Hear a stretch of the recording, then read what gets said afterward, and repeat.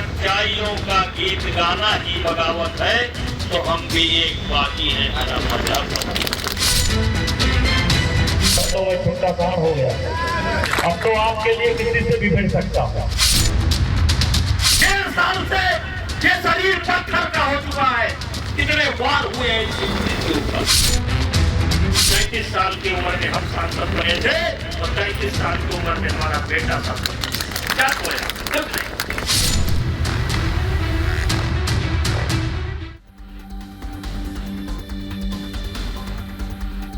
नरेंद्र नमस्कार, बहुत स्वागत है आपका। आपके साथ मैं हूं मृदुल शर्मा और शाइन की सवारी लगातार चल रही है। आज हम पहुंच गए हैं कैसरगंज। कैसरगंज की जनता के मुद्दे क्या हैं आज जानेंगे। सबसे पहले कैसरगंज की जनता का स्वागत करते हैं जोरदार तालियों के साथ, और हमारे साथ खास मेहमान भी जुड़ेंगे, उनसे सवाल हम करेंगे। खास मेहमानों का सबसे पहले मैं आपको तारुफ करा देता हूं। डॉक्टर अरविंद सिंह इस वक्त मेरे साथ जुड़ गए हैं, भारतीय जनता पार्टी का पक्ष रखेंगे।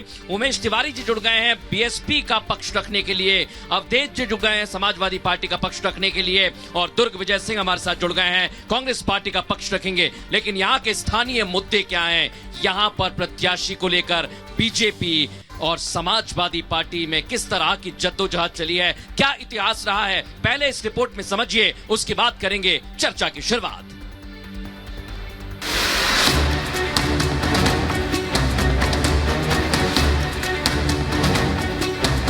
यूपी की 80 सीटों में कैसरगंज पिछले कुछ दिनों काफी चर्चा में रहा है। बीजेपी ने एक तरफ यहां से यौन उत्पीड़न के आरोपी और 6 बार के सांसद बृजभूषण को मैदान में ना उतारकर किसी भी तरह के विवाद से बचने की कोशिश की है। साथ ही ये ध्यान रखने के लिए कि कैसरगंज और आसपास के इलाकों में उसका दबदबा कम ना हो जाए, बृजभूषण के छोटे बेटे करण सिंह को टिकट दिया है। हालांकि बृजभूषण ने चुनाव प्रचार की कमान खुद संभाल रखी है। कैसरगंज लोकसभा सीट पर गाड़ियों के लंबे लंबे काफिलों के साथ बृजभूषण शरण और उनके बेटे करण सिंह दोनों एक गांव से दूसरे गांव प्रचार करते जाते दिखाई दे रहे हैं। आपको डबल सांसद मिलेगा, डबल। न बूढ़ा हुआ हो न रिटायर हुआ हो। पहले जितना आपके बीच में रहता था उससे दूना आपके बीच में रहूंगा, आपके सुख के साथ रहूंगा। और अब तो मैं छोटा काम हो गया, अब तो आपके लिए किसी से भी भिड़ सकता हूँ। बृजभूषण अपने बेटे के लिए वोट मांग रहे हैं, लेकिन भाषणों में अक्सर टिकट न मिलने का दर्द भी झलक जाता है। इस बार वो गोंडा में चुनावी मंच पर ही भावुक हो गए। हम चुप नहीं रह सकते, इसीलिए षड्यंत्र होता रहता। सन 1996 में भी षड्यंत्र हुआ था, तब हमारी पत्नी सांसद थी। 2024 में हमारे साथ षड्यंत्र हुआ। 1.5 साल से ये शरीर पत्थर का हो चुका है, कितने वार हुए हैं इस चीज के ऊपर। चुनाव प्रचार के दौरान बृजभूषण ने बड़ा बयान देते हुए कहा कि हिंदू मुसलमानों का डीएनए एक ही है। कोई कहे या ना कहे, हम कहते हैं आप हमारा ही खून। अगर डीएनए टेस्ट कराया जाएगा तो 5 पीढ़ी पहले आप हमारा ही खून। दूसरी तरफ अब इंडिया गठबंधन भी परिवारवाद के खिलाफ बोलने वाली बीजेपी को निशाना बना रहा है। साथ ही इंडिया अलायंस के नेता बृजभूषण पर लगे गंभीर आरोपों को चर्चा में बनाए रखने का प्रयास कर रहे हैं। करण भूषण राजनीति में नया और युवा चेहरा हैं और नकारात्मक परिस्थिति में चुनाव मैदान में उतरे हैं। वहीं समाजवादी पार्टी ने जातिगत समीकरण को देखते हुए भगत राम मिश्र को टिकट दिया है।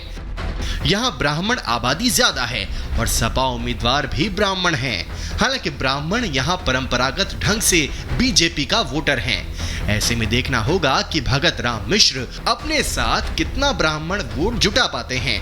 दिलचस्प तो देखना ये भी रहेगा कि बृजभूषण का दबदबा इस बार भी कायम रहेगा या खत्म हो जाएगा। Bureau report, Republic Bharat.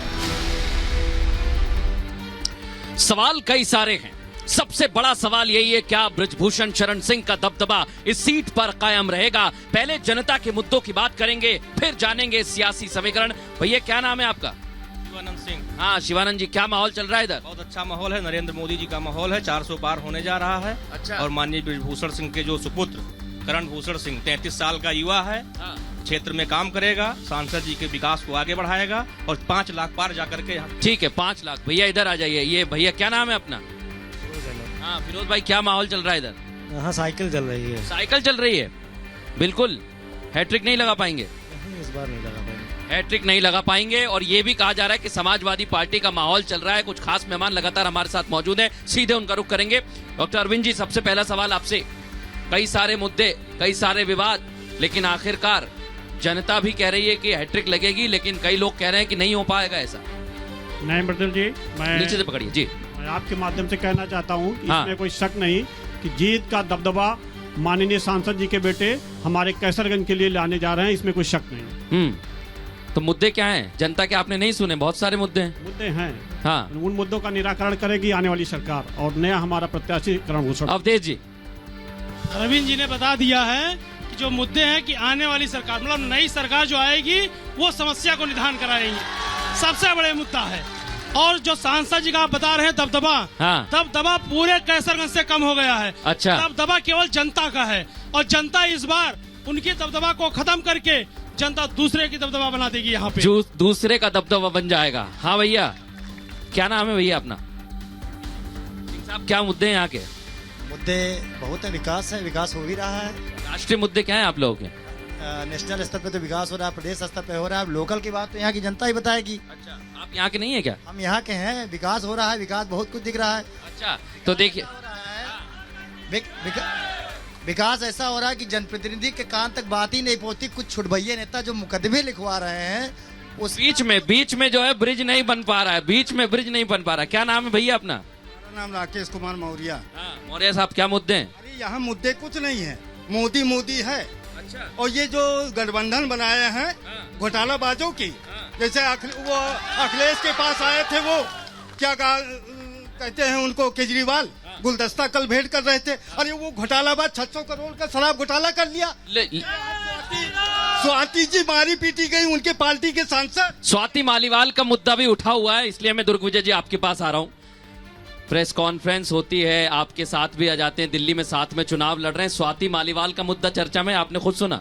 देखिए, निश्चित रूप से स्वाति मालीवाल हमारे देश की मातृशक्ति के रूप में हैं। हाँ। एक महिला हैं। हाँ। और महिला के साथ जो भी घटना घटी है वो दुर्भाग्यपूर्ण है। कांग्रेस पार्टी ऐसी घटना के लिए किसी को प्रेरित नहीं करती है, ऐसी घटना का विरोध करती है। अवधेश जी मणिपुर बता रहे हैं कान में, लेकिन ये बता दूं मैं आपको, आम आदमी पार्टी बोल रही है कि ये साजिश है बीजेपी की। लेकिन उसके साथ साथ हाँ, मैं आज भारतीय जनता पार्टी से पूछना चाहता हूं कि मणिपुर में छोटी छोटी बच्चियों के साथ सरेआम सड़क पर घसीट कर उनको नंगा करके उनका बलात्कार किया जाता है। हाँ। उन्नाव में देख लीजिए, भारतीय जनता पार्टी के विधायक एक मात्र शक्ति के साथ बलात्कार करते हैं। हाँ। बाद में जेल जाते हैं। आगे चलिए, तमाम घटनाएं ऐसी दिखती तो है। ये केस भी वैसा ही है, ये केस भी वैसा ही आप ये कह रहे हैं? जैसा मणिपुर था, जैसा उन्नाव था, ये केस भी वैसा ही है स्वाति मालीवाल का। प्रधानमंत्री जी जिस तरह से मैंने आपकी बात मान ली, आपने कहा मणिपुर में हुआ, मैं मान लेता हूँ। क्या स्वाति मालीवाल का केस भी ठीक वैसा ही है? यहाँ पर भी आप बता रहे हैं कि विभव कुमार विक्टिम है या स्वाति मालीवाल विक्टिम है? क्या कहना मैं चाहता हूँ कि इसकी निष्पक्ष जांच की जाए। हाँ, अगर वो दोषी क्योंकि है, दोनों तो को नहीं दोषी बताया जा जेल में सकता ना अरविंद जी।